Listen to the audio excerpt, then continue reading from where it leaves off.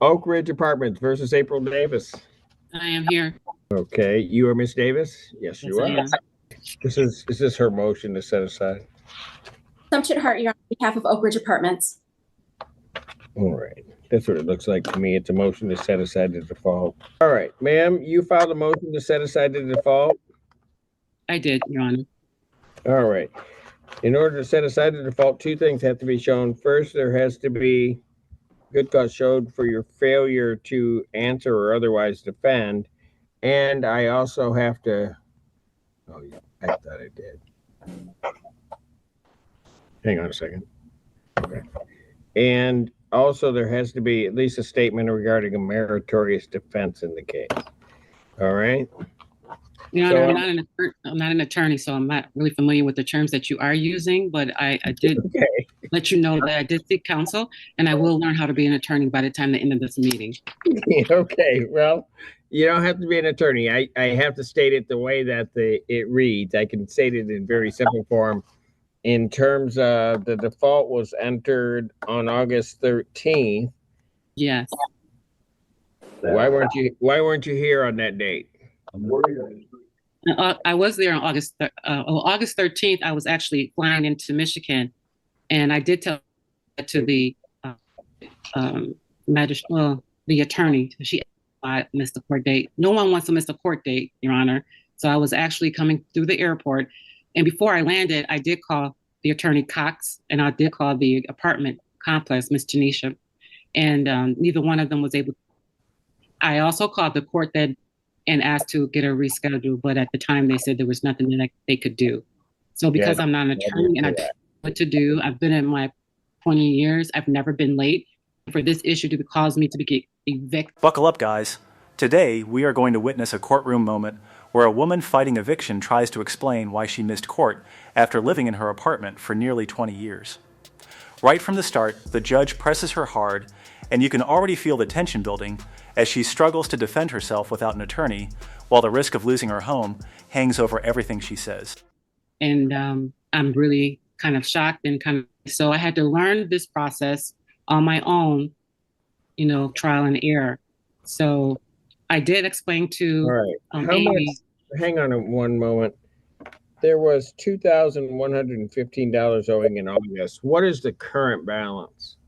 $5,194, Your Honor. How much? And I asked her, how did she come up with that number? Ma'am, I can't hear 8 people at once. Okay. What was the amount, Ms. Hart? Judge, $5,794. All right. All right. And ma'am, obviously you dispute that amount? Your Honor, the original amount is $2,111. That is the part I'm talking about today. I don't know. When you asked her, I don't know where she got that number from. Well, has any rent been paid? Yes, the rent has been paid. Judge, if I may. Yes. No money has been paid from Ms. Davis since July 10th of 2025. There was a check for $257. Since then, Judge, there has not been a payment. Her rental amount did increase, Your Honor. It went from $256 to $1,049. So I think that's where there is a discrepancy in her mind where is that because of a lack of certification on this? That's what it looks like from my cursor. Looking at the case notes, that is correct. All right. And ma'am, this case suddenly takes a dramatic turn when the balance jumps from just over $2,000 to nearly $6,000. The tenant appears completely stunned while the landlord's attorney begins laying out missed payments and rising rent amounts. At this point, the courtroom shifts from emotional sympathy into a serious financial dispute where every detail could decide whether she stays or gets removed. What do you say has been paid? The portion that's the Section 8 has been paid, and because I don't know what my amount is, Your Honor, I didn't know what to pay. And because I didn't understand what, with not waiting to get services or get answers or get responses from the so-called services that we have, they were all denied after requesting 3 and 4 times, I guess, because the government did shut down. And so now that some things are open, I can go back and reapply. But I do have the 2,000 that they're asking for, except I had to ask for this motion so that I'm not evicted and I can have some time to take care of whatever else didn't get taken care of. And that is what I'm asking for. Some time to get this taken care of.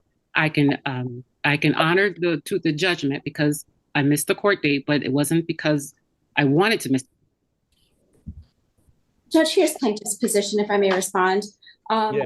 The motion is quite untimely, Judge. This judgment was taken back on August 13th. And she filed her motion October 13th, Your Honor. And only after we posted a notice that the writ would execute did she come to court. She hasn't contacted us since then, hasn't basically just, pardon? Judge, did you? Oh, sorry. So, Judge, she sat on our hands. It's October 13th. We have an extremely high balance. Although she can satisfy the judgment now, it's quite untimely. I'm asking for the motion to be denied. But if she tendered the judgment, then if she tendered the judgment amount, she'd satisfied the judgment. That's why I'm here.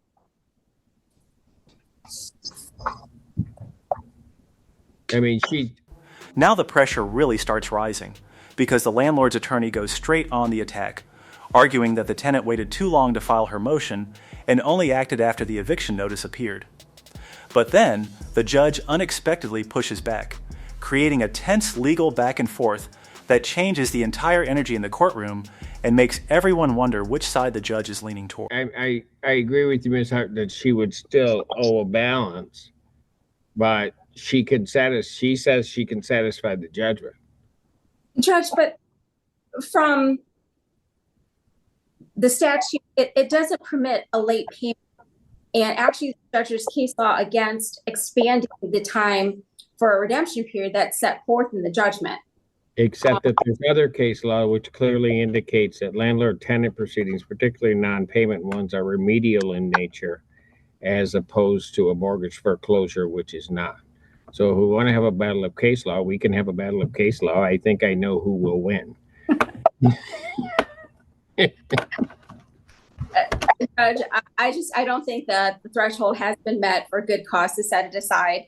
It doesn't sound like there's a defense that she doesn't owe it's just more time. And, our plaintiff would object to that. Right. But what I'm getting at is that if she has the money and tenders it, she satisfied the judgment, and I would indicate that plaintiff would then be precluded from going forth with the writ. Whether I grant or deny the motion, well, if I grant the motion, the judgment's not there. But if I deny the motion and she were to pay the $2,000, I think she satisfies the judgment prior to the execution of the writ. So, and that may be a battle for another day. But what I'm not hearing here from you, ma'am, is I'm not hearing a meritorious defense to the claim or anything that comes close to that. You have the amount that the judgment is and can tender that amount to the landlord, but that doesn't prevent them from coming right back in with another case for what effectively is going to be September and October and possibly even November. At this stage, the judge appears to offer the tenant one final path to avoid disaster by explaining how satisfying the original judgment could still help her situation. But instead of calming down, emotions begin spilling over as she talks about moving after 2 decades in the same place. You can feel the frustration growing because both sides seem to be speaking past each other instead of solving the problem. But those amounts have been paid, Your Honor. The only part has been not paid is my portion. And once I know what my portion is, Your Honor, I'm going to honor that. I do not wish to move. Well, I understand that, ma'am. But I will move. I will move. I can move because at this point, I probably will move. Because, I don't think that after 20 years of paying someone rent and this is how they treat me because I'm late, then I don't need to be here. But I do ask the court to at least give me my an opportunity to do that. To do what? To move? Well, I'm not going to do it that way. I've got a motion before me to set aside a default. The requisite things of good cause and a meritorious defense to this court's satisfaction have not been shown. The motion is denied. Now, what I will indicate, if you want to listen to me, is that the amount of the judgment, if the amount of the judgment is tendered, then this court, or at least I would, deem that the judgment is satisfied. And then that would be fine. And you may have to fight about the next 3 months, but that's There is the way no fight. There's no fight. I don't want to fight, Your Honor. Ma'am, are you listening to anything I am telling you? Yes, I am. No, I don't think you are. What I'm indicating to you is that the judgment was for what, 2115. All right. You're telling me you have the amount to satisfy the judgment. I'm just getting that amount. I'm not going to be interrupted. You're always interrupting me. I'm done. I've tried to explain it to you. You need Your to. Honor, but I'm trying to give you clear information, but you're not letting me tell you what's clear and what's not clear. What do I do? I don't have an attorney. Do not try to tell me that I don't give you an opportunity to. If you would just listen, then there would not be a problem. But you are constantly talking about something. You interrupted Ms. Hart. You just constantly are interrupting. I'm trying to explain to you that I'm denying your motion. I am telling you that you can satisfy the judgment by tendering the 2115, that if there becomes an issue regarding those, that only includes an amount through August. But if you can satisfy the judgment, you satisfy the judgment. And then there may be a fight, there may be a case that comes up dealing with September, October, November. Whether you want to fight about it or not my issue. Motion's denied. I'm done. Thank you, Judge. Thank you. This is where everything completely unravels. The judge officially denies the motion, but he still tries explaining how she may satisfy the judgment and possibly avoid further consequences. Unfortunately, constant interruptions quickly push the courtroom into frustration, and the judge finally loses patience.